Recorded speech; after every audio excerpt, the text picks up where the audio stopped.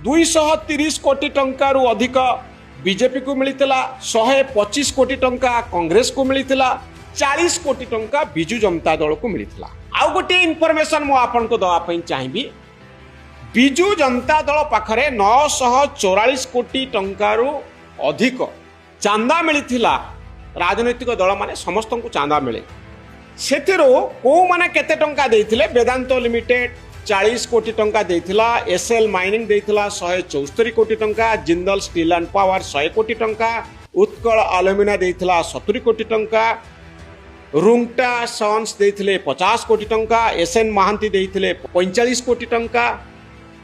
ए सबु मुख्यतः मोर कहवार कथा होची राजनैतिक दल गुड़ी को चांदा आसे खणी मालिकंक पक्षरु, खणी कंपनी गुड़िक पक्षरु, कलाहांडी आउ रायगड़ार सिजिमाली पर्वत जोठी बक्साइट खणी अछि,